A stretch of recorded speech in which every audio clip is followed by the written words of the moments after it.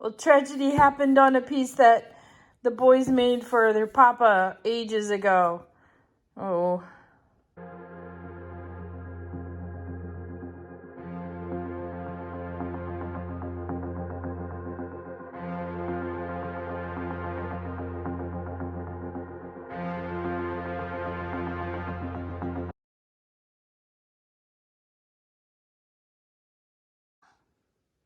Howdy, howdy. This is Clara Lawrence.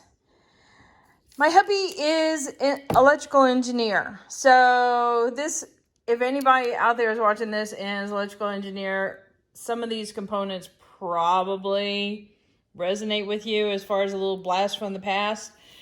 Well, when the boys were really young, we raided his old stash at the time and put together a little project for him, a little picture frame.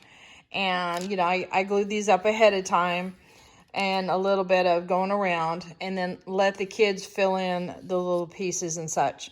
They were really little, so this was a really simple project that they could do. And since it's been in the garage, I mean, look how dirty this thing is. We're talking pretty cruddy here.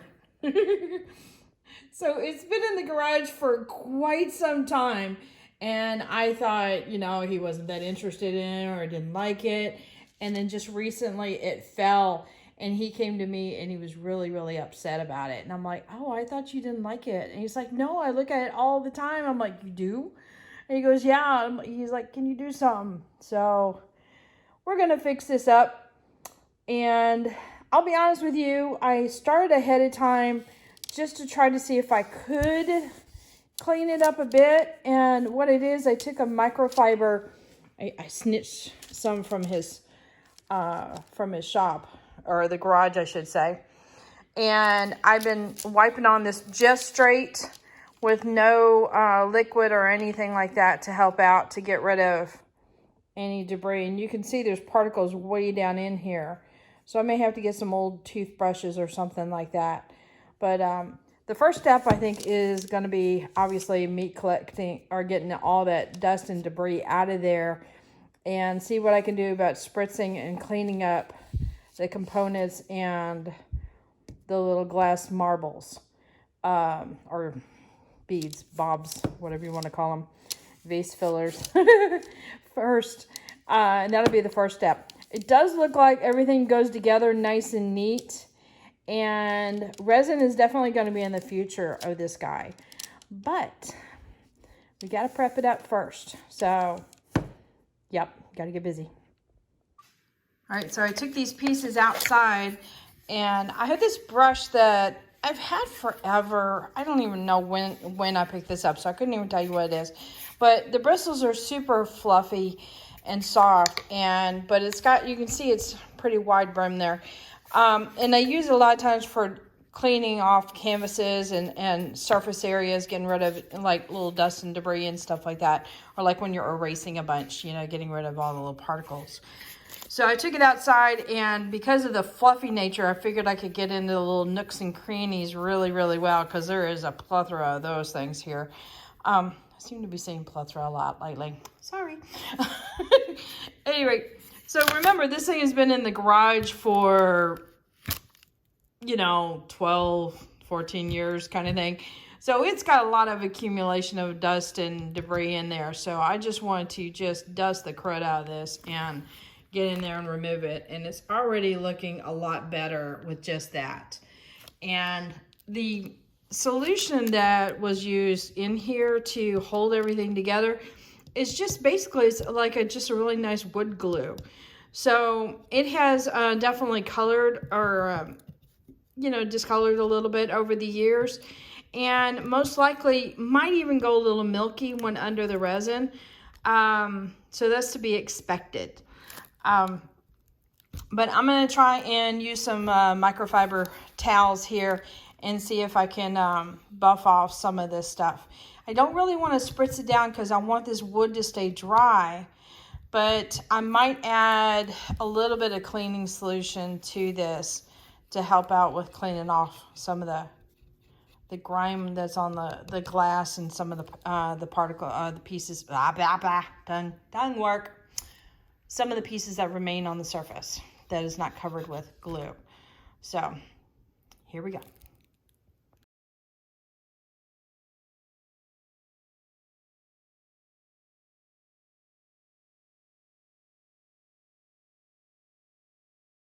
All right, that looks a lot better, and my arm's about to fall off. So, whole lot better than what it was. So now I need to glue it and clamp it and let that sucker dry for at least a good 24 hours before I can move on to the next phase.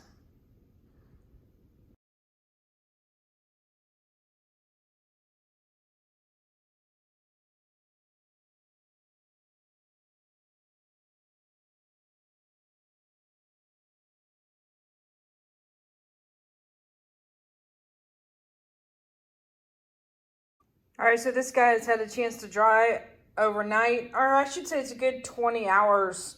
I'm feeling pretty confident going ahead and removing the clamps. So let's get to it. All right.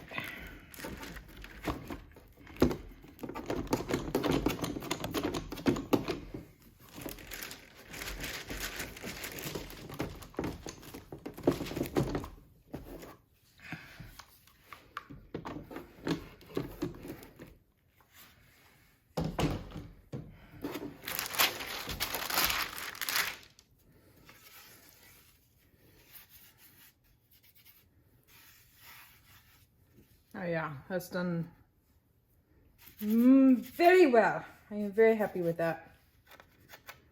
I'll probably do a little sanding, touch that area up. And whatever cracks remain, such as like in this little spot here, most likely when I resin this, resin finds a way into cracks. So I wouldn't be surprised because I'll probably go ahead and wipe the sides of this also when I'm resining it so that the sides here and here have a little bit of a sheen to it from the resin. So yeah, it'll definitely fill in the cracks there. So I'm happy with that. Okay, let me get to sanding.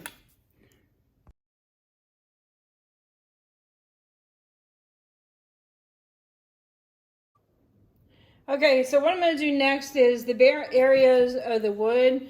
In other words, on the side here, on the inside, and on the back. I'm going to go ahead and paint these black. And I'm going to put a little bit of this iridescent stainless steel in there. Kind of manling it up a little bit.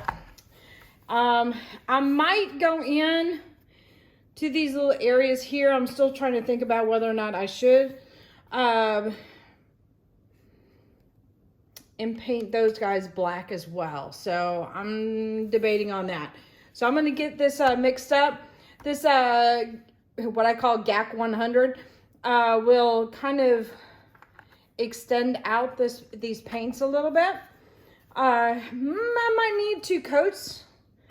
So better get busy with that. I'm about to work on a big project that's going to take some time. Set up a little temporary binge list. Look, Marcy, you're on the list big time.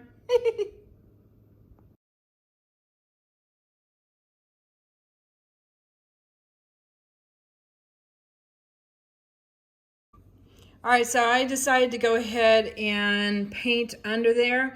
I don't think I'm that worried about 2 coats because of the resin going on top of it and all the distractions, but it's something that'll be nice just to finish off that edge and make it look really clean.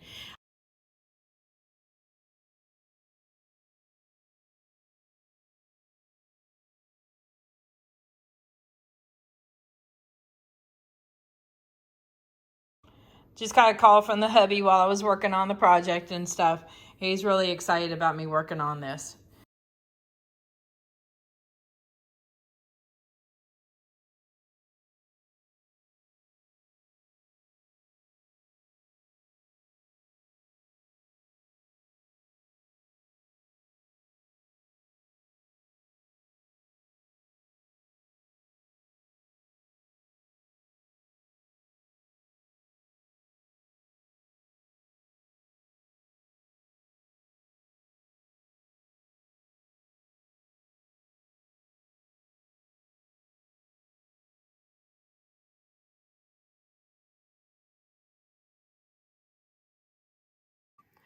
Yeah, I do watch my buddies on YouTube while I'm working on a project that's going to take a while. This is Mixed Media Girl and Mixed Media Guy, Marcy and Johnny there. Anyway, so shout out to them. Check them out on their YouTube channel, Mixed Media Girl. Anyway, so I've got a first coat going on here. I'm going to let this dry thoroughly and then come back in with a second coat, especially I think on... possibly on the back, but definitely on the sides. And I'm going to check out the front and see if it needs it.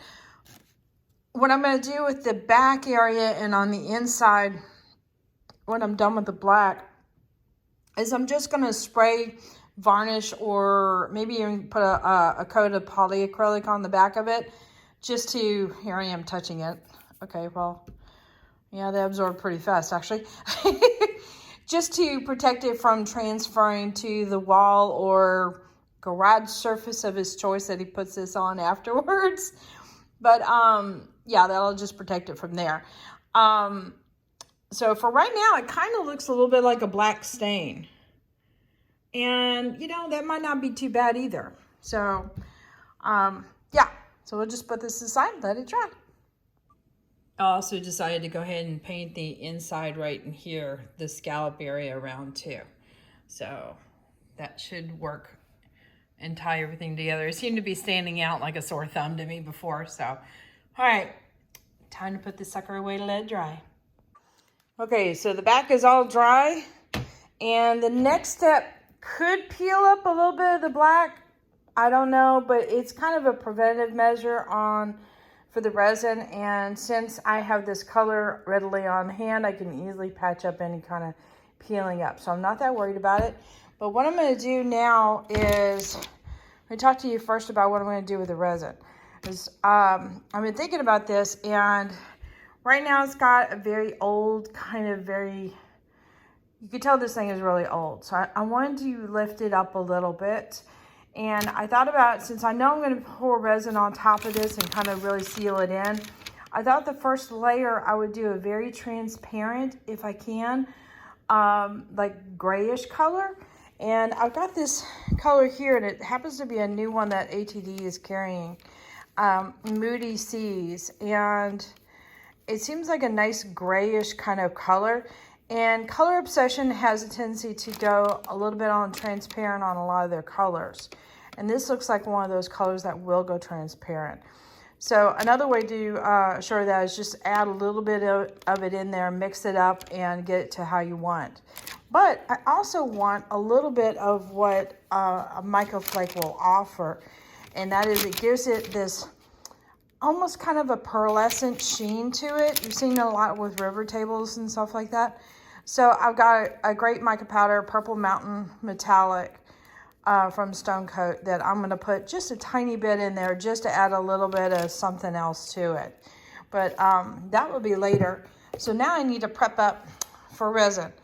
And what I decided to do with this guy is, first off, I'm going to tape up the sides on this side and this side, bring it up a little bit, so that my first layer, there's, you know, bound to be some areas in here that might go in there. And that'll protect that first layer. Most likely I'm going to peel off the tape, re-tape it up for the second layer. But the back side, what I'm going to do here, and this is something a little bit different, is I've got a solution that I'm going to paint on the back side of it, and definitely down in this little crack here, reset area where the picture would go. And that is because we're planning on doing a picture and putting it in there. So I definitely don't want to have drips right in this area here. So I'm going to paint the solution here, down in here, and then on this ledge. And then so that way the tape, when it goes in, is just going to be flush with this side going down like my finger is. So what the solution is, and this is kind of cool and yet unexpected, but I do this on a lot of the bottom of my canvases. It's liquid latex, and it's actually a special effect thing for makeup artists. And they build it up for scars and, you know, scabby looking things and such like that. So I literally will apply this to the bottom of it, and I'll try and do this while I'm holding the camera. I got a big old wide open space, so why not? but it will peel up really, really easy, kind of like rubber cement does. And what I do is I usually brush it towards the edge. I don't have to get the entire back, but I definitely want to get a good chunk of the area near the edge. And so that way I know I'm good on the drips in case they run and decide to go way up under there.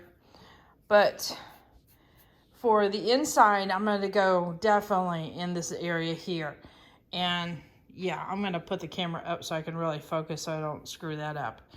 But, you know, what the heck. I'm just going to go ahead and go for it and paint the entire thing. I think it'll be better to know I'm covered on the top and just not have to worry about it. So will I repaint this afterwards? That will depend on how the tape does. Because if you've ever pulled off anything that is kind of rubbery and like the whole section will peel up, that's what this stuff is like. So if I get one area started, it might take up a whole big section after I remove the tape. So I don't know what it's going to do on that part. So we'll just have to play it by ear on that. And I've done that before where I've had to apply a second coat after and I needed to do 2 layers of resin, and that's fine. Because you can see how fast this is going, and usually on my paintings it's like this too, but usually the edge isn't this wide. I'm actually impressed that I can do this while holding the phone and not get into trouble.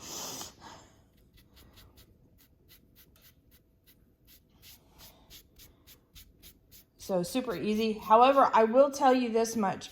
This stuff is meant to stay on the body for a short period of time. So it does not hold up well if you decide to leave it on your piece and then like shelve it and not get to it or get distracted and work on other projects. I do that a lot. I'm guilty of that, definitely. And it kind of changes and gets gummier. And the longer it stays on there, the more it bonds with the material, and it becomes almost impossible to pull it up. In fact, I've had a few pieces that I totally forgot I put it on there, and I could not figure out how to remove this stuff. I was using different solutions. I was trying to peel it different ways. There was one time I spent 2 hours pulling it up. So if you use it, just be note to make sure that you remove it within a couple days. So, and if you do, it works fabulously. And you see there was a couple of lines, and that was that this area had already started to dry. And so when I put the wet stuff over that, it was starting to react like it wanted to peel up. So I just patted it down with more liquid, and it's fine. So that will work with no problem, and it'll rebond with the other part. And okay, let me work on the inside.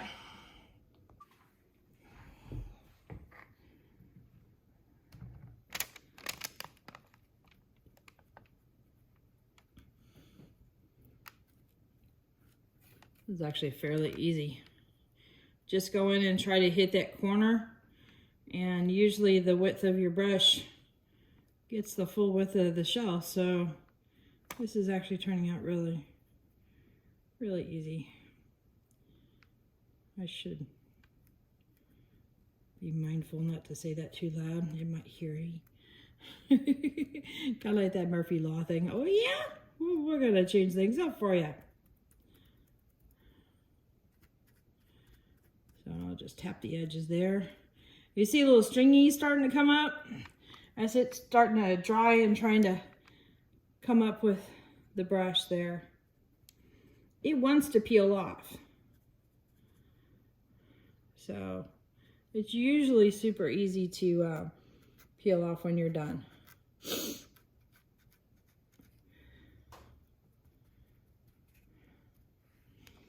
And this stuff is totally okay. In fact, it's better if you are messy with it as far as application. You do not have to worry about brush strokes or anything like that, because its whole purpose is just to cover it, to protect the piece, and to make cleanup of the drips So much easier with the resin.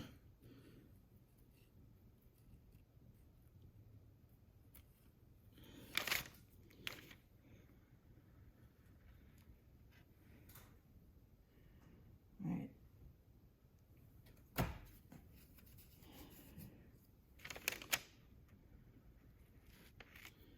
I'm going to rub that a little bit. So if you get in a spot that you don't want it, what I usually do is try to wipe it so it goes thin, and that way it dries pretty fast, and then I can literally wipe it off. It happens.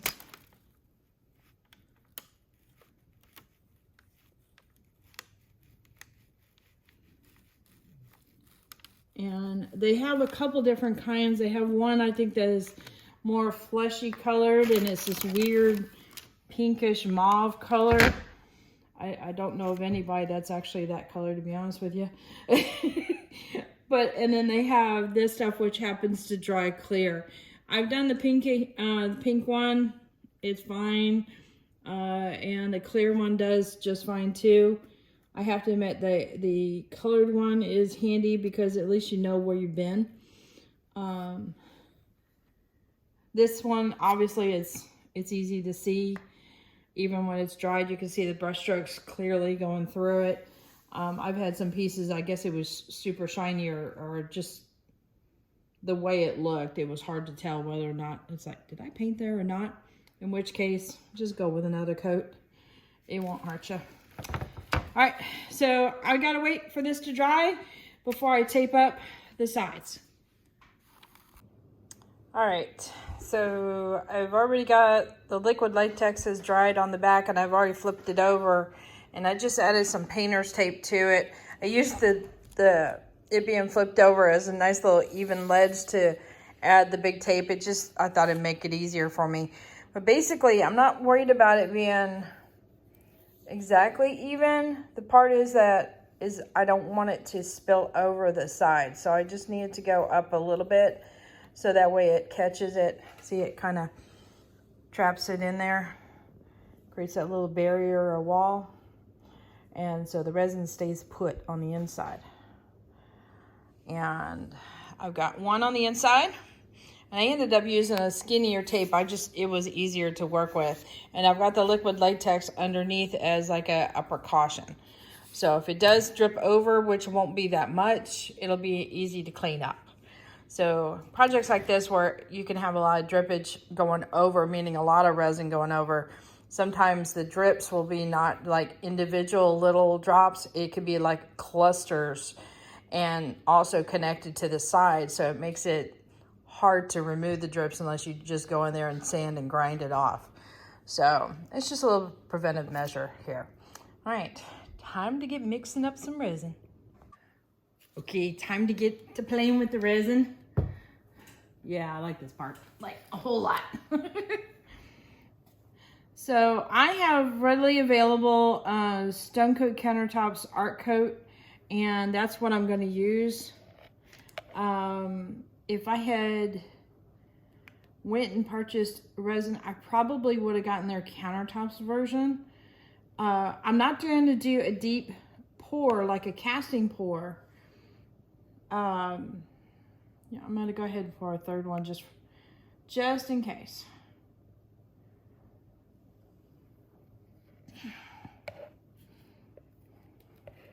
Not entirely sure what this is going to take because of all the objects in there. So, I've got one on hand. I usually mix up enough resin for a couple different projects. Oh, you can tell there's a brand new color because I haven't even opened up the thing yet. I got it. That's some strong tape they've got there. All right.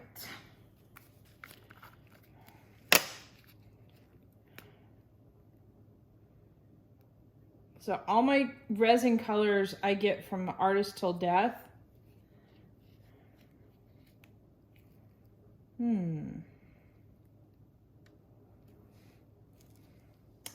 I should have known Moody Seas would be kind of a turquoisey, kind of grayish. I may not need the Purple Mountain at all. And I'm wondering about, I might be changing my plans here. Hold please. Okay, change of plans.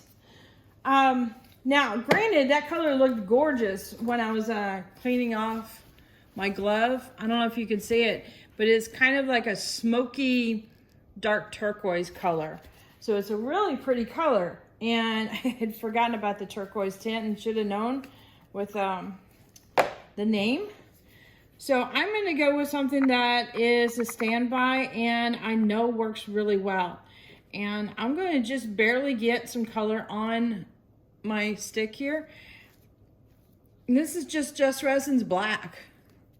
So by getting a little bit, it's not going to be super opaque.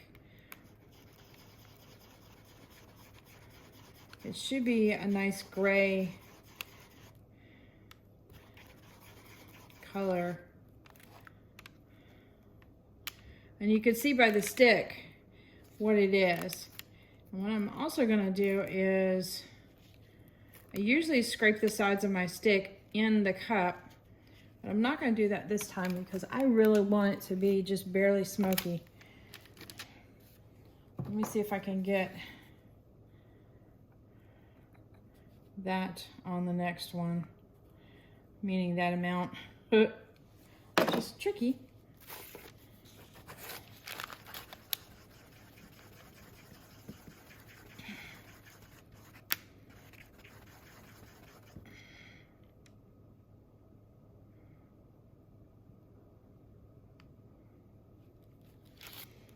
All right, now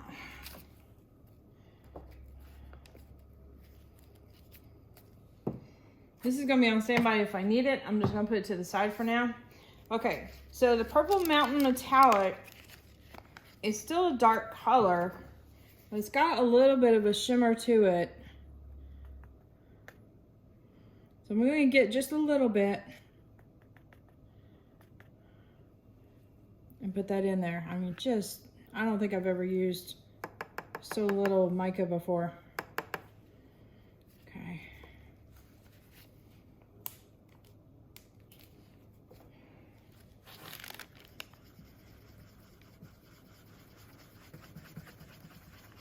It should be something that catches the eye when it's, you're looking at it from a side view, or, when you happen to be turning the piece, but not enough to really change the color a whole lot.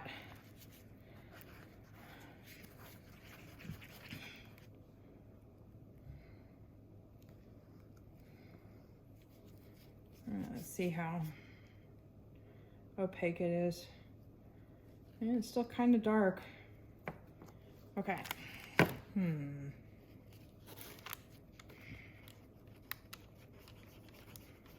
This is tricky stuff.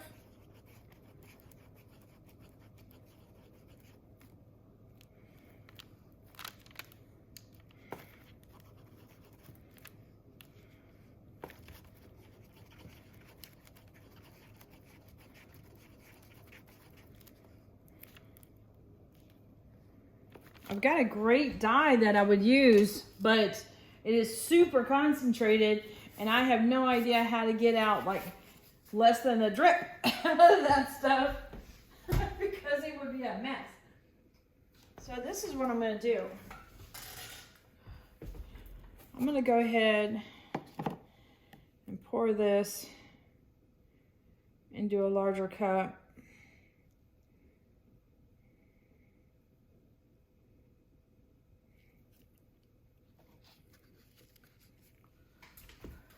Not to worry, I will use the remainder that's in the cup into a mold, so it will not go to waste.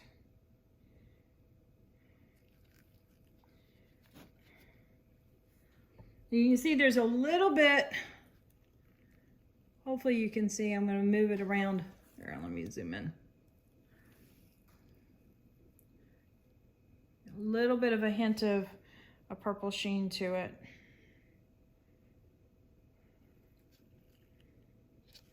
Okay.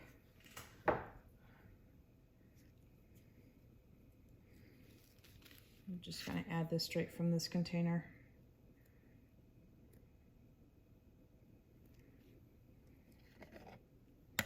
This is probably way more than I need, but that's okay, because I've got another project lined up. Nope, mix it with that.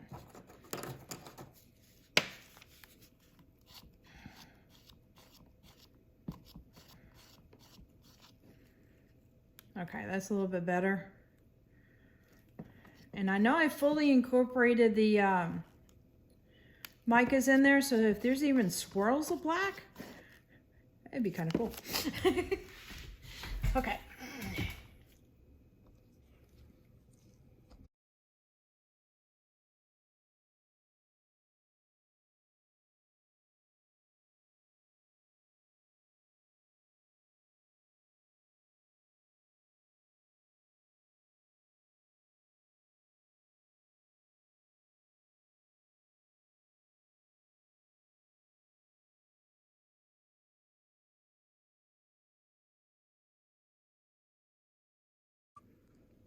Okay, I think you can see a little better now how things are kind of tinted.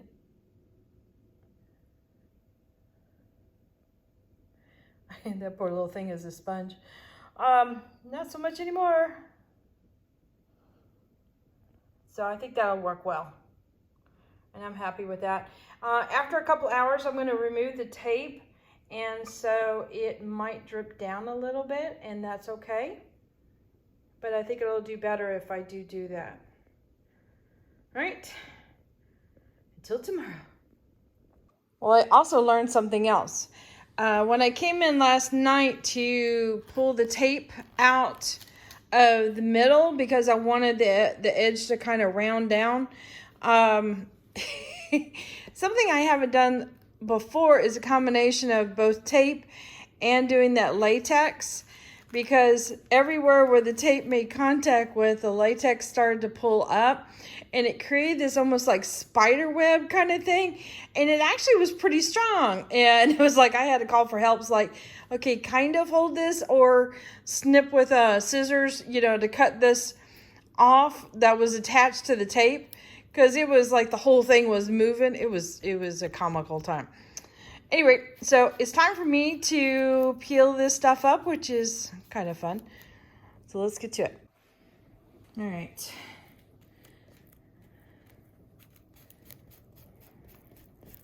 So the back is holding out pretty well.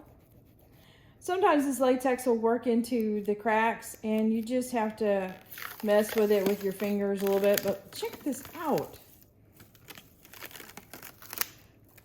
And it looks really weird, but you can also use it to help stick to itself, and it can help pull stuff up.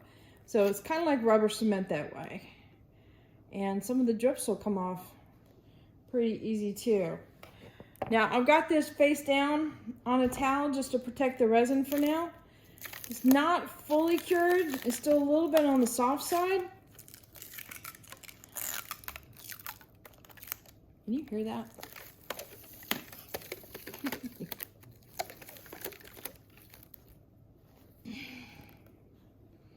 All right.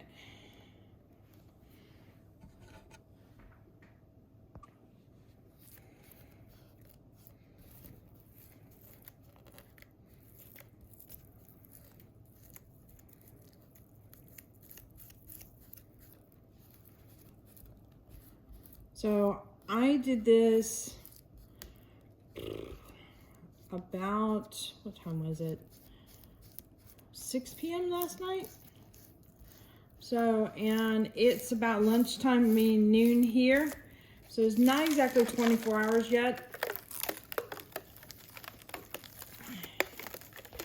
And for this particular resin, it's solid enough for me to mess with it, but yet also soft enough that I can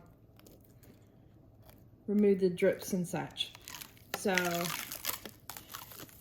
makes it pretty easy for now. This stuff is so wild. But if you get this off like within a couple of days, it is like this where it's really, really easy. And So satisfying.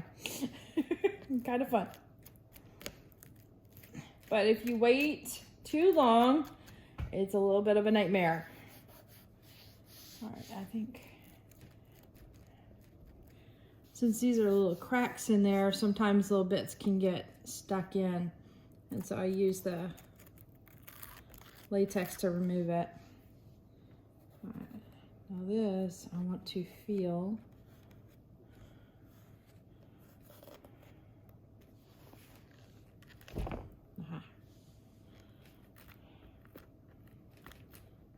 Now some of this area pulled away.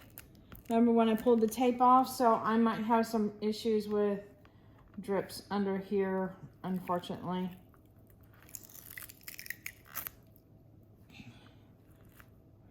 So I will work on that with some sandpaper, clean that off, and I might have to touch up some of the paint. But let me flip this over.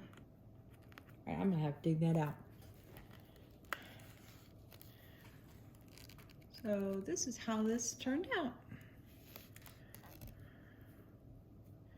I'm thinking about one more coat of a clear, and it might level out a little bit more of the stuff, the items here, into one piece.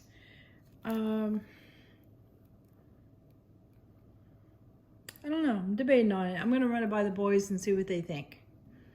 But I do wanna clean off some of these little bits here. And see, since I painted it all black, it's like you don't even mind seeing the drips coming down. And I'm okay with that too. But I wanna see what the boys think, if they think it's cool or not. And if they're a little worried about it, then I'll go ahead and do a second coat, and I'll make sure that all of this is coated with resin, and which means I'll probably end up putting some more latex on the back, and that's okay. So yeah, all right, better get some elbow grease going on. So it is done. After much consideration, I think that the one coat will do fine because it is fairly similar to what it was before. And he could still see all the details. Everything's in there nice and clean. It is repaired, which is the important part. And after consulting the munchkins, which are not munchkins anymore, they're all grown up, they are fine with the drips on the side and such. They think they're kind of cool. So I have sanded off the little edges that went down after peeling off the little bits off the backside. Just basically rounded off the edges so they're not sharp bits anymore. Gave the back another coat. It's ready for the hanging hardware up here, and hubby and I are going to decide on what he wants for that. And then the kids have signed the back. Mikey's a little bit on the snarky side. Brian's a little bit more to the point. But I'm going to talk the hubby into doing a photo of all four of us to go in the middle. And he wants to hang this on the wall by his desk. So that's cool. He says this is not going back in the garage. So happy project. All done. There you go.